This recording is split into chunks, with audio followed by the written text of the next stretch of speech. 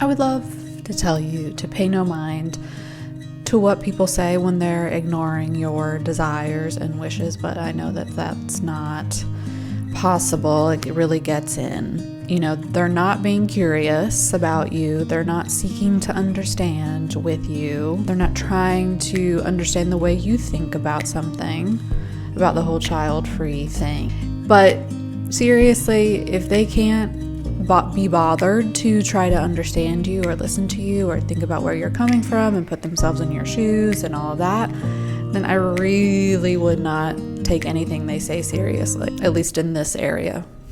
I mean, their arguments are usually based in just conventional thinking and society-based thinking. I mean, that's understandable, but can be hurtful, and it's totally lacking, like I said, in a desire to understand the rest of us and how we think. And I think if you're really thinking about whether to have a child or not, you're being more thoughtful, and that might be unfamiliar to the people who are giving you all these warnings. And usually those people are in the throes of their own ambivalence about having had kids. I think so many of the statements like, "You'll regret it when you're older," "What will you do with your life?" "Who will carry on your legacy?" Those are all selfish reasons and self-focused reasons to have children, so I kind of wouldn't listen to that either. And those are really like projections. I mean, I'm a therapist, so of course I'm going to think in terms of projections. Like, they're projecting onto you something about their experience with choosing or not choosing to have children, and so I just wouldn't want you to get stunted by their lack of thoughtfulness about their own lives. And to be clear, this is definitely not how all people with children speak to the rest of us who don't. There are some very happy parents who are happy they chose the job and are happy for you to make your own decision about it, whatever that might be, and they see the good on both sides and the cons on both sides, and they don't care. They don't give a rip about what you choose to do. I would go by that. That's the standard. That's the standard of how someone should treat you in talking about this. But let's run through all the things, all the warnings people give, all the questions people ask, and I'll tell you where I've come to on all of those questions, and maybe that will help you. But first, hello, I'm Ashley. If you don't know, I am a therapist. I talk about things like this on this channel. I can talk about mental health things. I'm kind of just talking about it all right now, and we'll see where it goes. But if you think you might like to hang out with me, please like and subscribe, and let's get into the rest of the video. You'll regret it when you're older. How could someone possibly know that? How could someone possibly know if you'll regret it when you're older?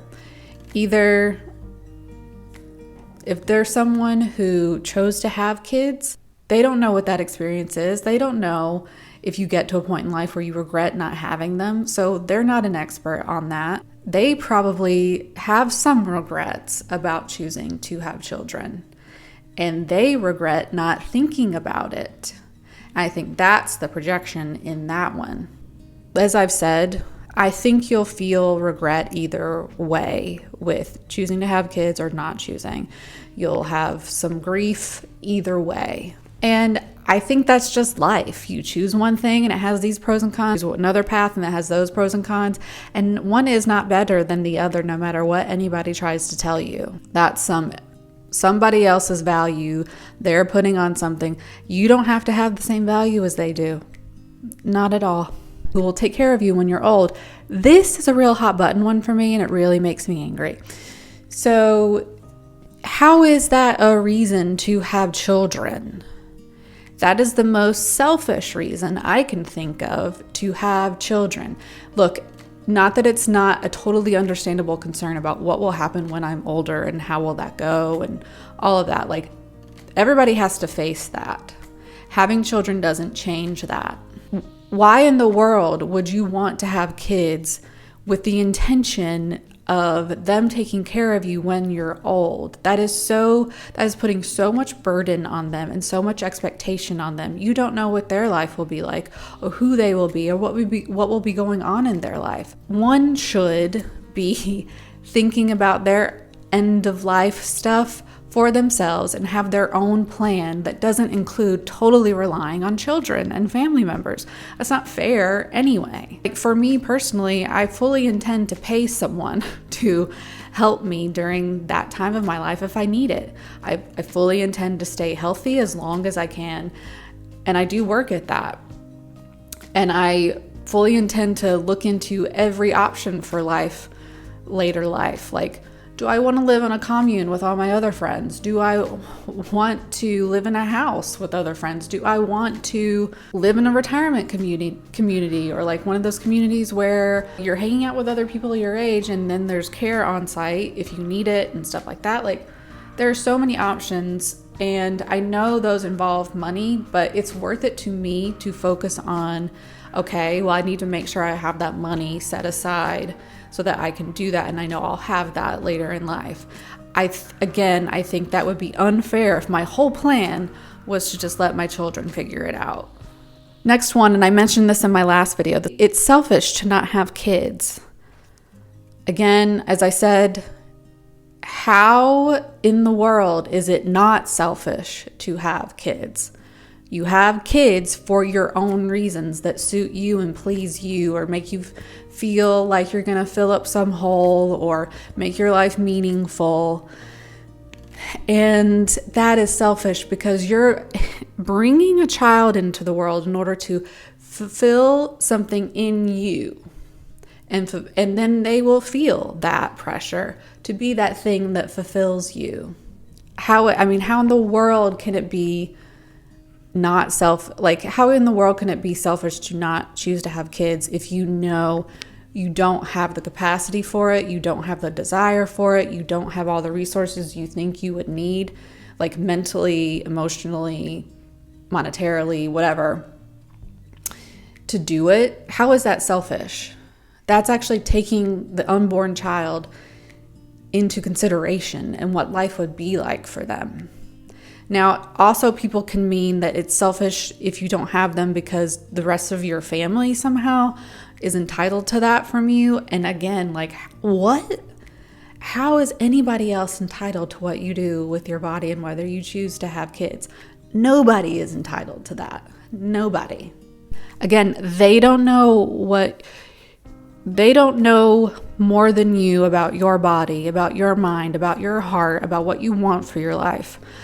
So for them to have some entitlement over you does not make sense. It does not compute. You'll never know real love until you have a child. Well, bullshit. Let me just say, that is bullshit. You cannot possibly say that you know something about, say, my love for my husband and the love we share, and my love for my job and what I do, and my love for starting a YouTube channel and making these videos and seeing where that goes. Someone else cannot possibly say that they know better than you, that those loves aren't as good as the love between a mother and a child. Absolutely not.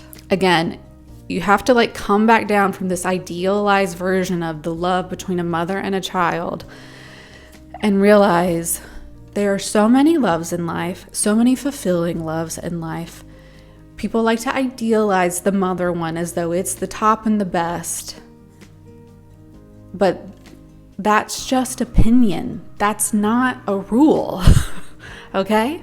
You're missing out on the greatest joy in life. Well, again, that goes back to what I was saying about the idealizing of the mother-child love. I don't doubt that some people really have joy about children, but there are lots of people who do not. It is not a one-to-one equation that if you have kids, it's going to be a great joy. That is not everybody's experience. There are many joys in life to experience. You can't say for someone else that that is the greatest joy that they will ever experience. Number 7, what if your partner wants kids? This is an easy one. Look, that might be a hard decision between you and somebody you really love if you're on different pages of that and you're always on different pages and that never changes. That's painful, and you'll have to make a decision about whether or not that works for the two of you to be in that place, because either way you choose, somebody's needs aren't getting prioritized, and that sucks for both of you. So that's kind of a question of like, is this the right fit for the two of us? Because then for you to go have kids because your partner wants it, that's a recipe for disaster. And then for someone to forego having children because their partner doesn't want it, that's also a recipe for disaster and resentment. Who wants that? So I just think that's a kind of opportunity where you got to think, maybe I'm a better fit for somebody else, as hard as that might be. You should be married. Why aren't you married yet? Like, what's wrong with you? So many people ask the question, have you ever thought about having children? Like, I mean, my child gave my life meaning. I'm like, are you saying my life is not meaningful? Yeah. And because of the structure that we live in, it is so easy for me to feel undermined with all the accomplishment that I've had. And my accomplishments, I don't mean the Whopper stuff. I mean, like, I take the garbage out before it stinks. Like, I eat food that's good for me. I get my sleep. I show up for my friends. And that makes a life very meaningful. And somehow the rug gets pulled out so quickly when people put me in the, you should be married. Why aren't you married yet? Like, what will you do with your life? Again, this one goes back to something like the who's going to take care of you in life. That means if you're asking that question, what will you do with your life? And, as you think about kids, that's again selfish, because kids aren't there to give your life meaning. They do provide meaning, but that's not their purpose, and it shouldn't be their purpose. No matter whether you have kids or not, you will need to hopefully figure out what it is you want to do in your life and who you want to be and what dreams you want to take up. And you will have to do that whether or not you have kids. If you're someone who has kids and you think, that's it, I've done what I'm going to do with my life, then I feel sad about that. And then the last one is, who will carry on your legacy? Personally, for me, the legacy thing doesn't bother me. Like, I think that's a whole thing. I think that's more like you got to deal with your fear of death. If that's the question you're asking, you got to deal with your fear of death and dying, because that's what that sounds like at the end of the day. Because we all die. Maybe we'll have some kind of legacy. Maybe people will remember us, but then eventually no one will remember us. Say you have kids and they have kids. That line will not remember you at some point. And you won't be here to even enjoy the fact that something of you is getting passed down. Like, this argument makes no sense to me. Look, I have to deal with the fact that I'm not gonna have a legacy passed on in that way, but there are so many ways to leave a legacy in people. You impact people every day. I impact people every day, and people impact me. So they're leaving a legacy on me right now. I'm leaving a legacy on people right now. And to the extent that these people in my life live past me, they take that with them. They take a part of me with them. I don't need to have an actual child in order to be carried on by other people. I enjoy my life.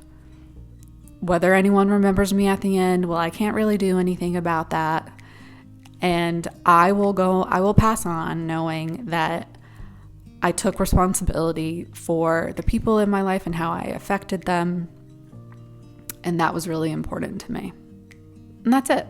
Okay, so we've discussed all the concerns and arguments and all of that, and up at this point how I feel, and I clearly feel some passion when talking about this, because I just think all of these arguments are so tired, so old, so conventional, and these are questions that are easily thought through and thought past. Like, the questions are asked as if the question is the answer. You know what I mean? Like, you don't have to stop with that. There are so many thoughts to have beyond what these arguments convey. And so I just want to encourage you to do that and to go into that thinking and really think for yourself about what works for you. And again, no one can know what works for you except you. I promise you. Anyway, that's that on that.